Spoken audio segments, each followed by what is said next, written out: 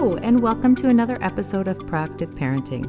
Remember, this is a judgment-free space to learn how to raise value-driven kids in a way that's right for your family, using the most current scientific research out there. I'm your host, Dr. Deanna Marie Mason. I'm a certified pediatric nurse practitioner, published author, and a professional who has devoted my career to studying and using child development to help parents manage childhood issues. So grab a cup of coffee or tea and settle in to learn something new about your child, because when we know better, we do better.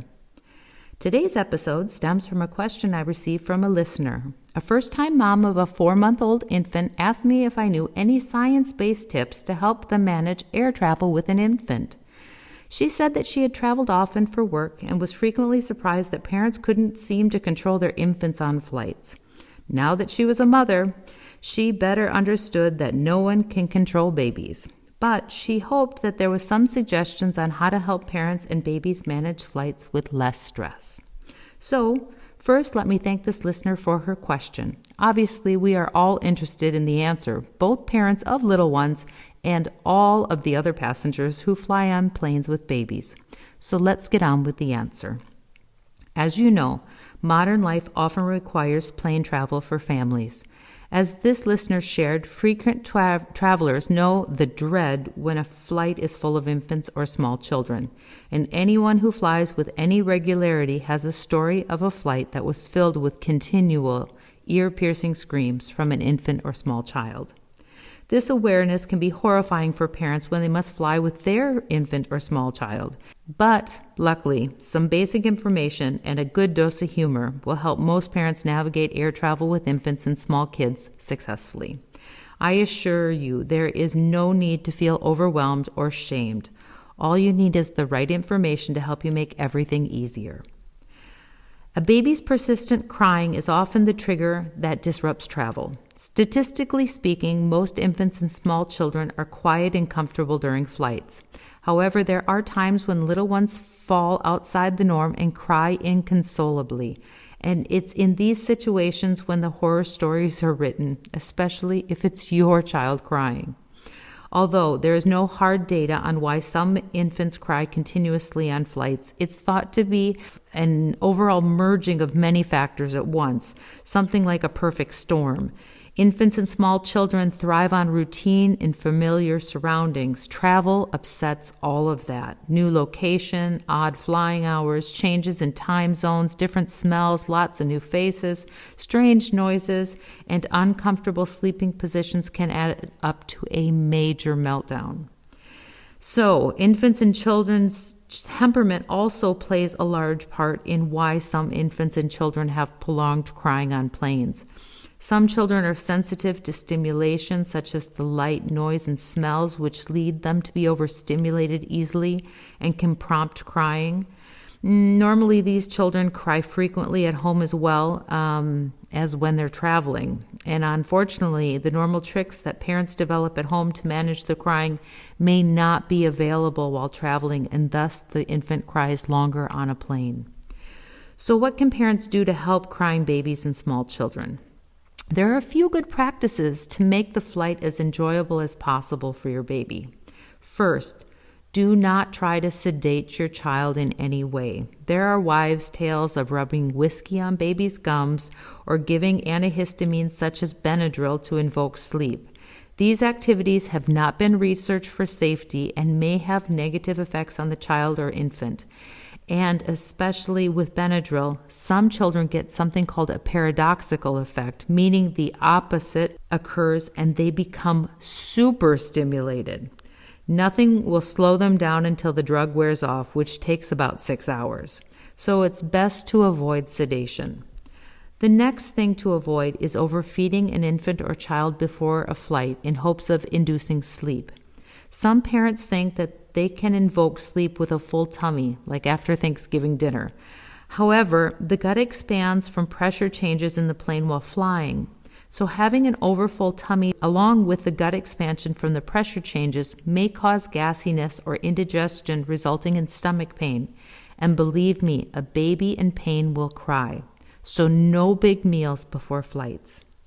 Next, When choosing what to offer your child to eat, focus on feeding to avoid hunger, but avoid sugary foods and snacks. I know it may seem enticing to offer cookies, fruit drinks, or candy to bribe a small child into behaving for a while, but this normally ends up in a disaster. The sudden energy release from all the sugar goes into the bloodstream and can make the child hyperactive for a short time. Usually when this happens, the child is defiant and cannot control themselves because they feel elated. Then, normally just as suddenly, a rapid drop in blood sugar occurs as all the simple sugars from the sweets are burned up and your little one will feel the energy crash. That shift can cause fussiness, crying, and tantrums. So focusing on keeping a steady amount of energy is best. You can do this by offering whole fruit, cheese sticks, and whole grain crackers. They are all very portable and provide nourishment while avoiding rapid changes in blood sugar. Another useful thing to do is to try to recreate a home sleeping environment to provide comfort. Obviously, you can't bring their crib and all their toys, but you can bring a familiar sleep object, such as a blanket or stuffed toy, to help increase feelings of security. Try to use these objects during takeoff and landing, as they are helpful to convey familiarity during a new experience. An important thing parents can do to make flying more comfortable for their little ones is to have a method to equalize ear pressure during takeoff and landing. A baby in pain will cry, and little ones do not know how to relieve ear pressure by swallowing or yawning. So parents need to give them a little assistance. You can use a bottle, the breast, a pacifier, a teething ring, or anything to help the little one relieve the pressure in their ears. And if your child is ill, consider changing flight dates or not flying with infants or small children that have an ear infection or respiratory infection. There is nothing to help open plugged ears when they are already full of mucus. Pressure changes in the plane may cause severe pain to infected ears or congested chests. And my last bit of advice is that parents need to stay calm too. We know from the research that anxiety spreads like wildfire. So when mom and dad are nervous, anxious, or worried, this feeling can spread to their infant or small child. And babies that are anxious are very hard to soothe. If your baby starts to cry, simply apologize to the other passengers and explain that you are doing everything possible to calm your baby. And that's enough. Let go of the guilt. Most people are understanding, and those that are not, well, there's a special place in HE double hockey sticks for them. The fact is, flying with infants and small children is a facet of modern life. The good news is that most infants and small children fly through with sailing colors. For others, the disruptions to their schedules and the new sensations can create intense crying.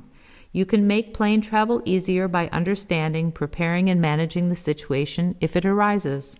Most importantly, no matter how bad the particular flight may be, you'll have a great story to put in your child's baby book. I love getting listener questions, so thank you for reaching out. Hopefully the information in this episode gives you the confidence you need to face this challenge. As always, I welcome your comments and questions about this episode or anything else. Please don't hesitate to connect with me at deanna@proactiveparenting.com. And if you want to find out more about who I am and what I do, please take a look at my webpage, proactiveparenting.com. You can also go to Facebook and Instagram to connect with other parents just like you. Find me by searching for my name, Deanna Marie Mason. Finally, if you'd like to purchase any of my books, online courses such as Newborn Care, Breastfeeding Bootcamp, or audio courses, you can find those resources also on my webpage. Again, that's proactiveparenting.com. Thanks so much for listening. I hope you found this episode useful and interesting. If you did, please leave a comment and tell a friend so they can become a proactive parent too. Well, that's all from me for right now. This is Dr. Deanna Marie Mason signing off. I look forward to connecting with you again soon. But until then, take care and be well. Bye.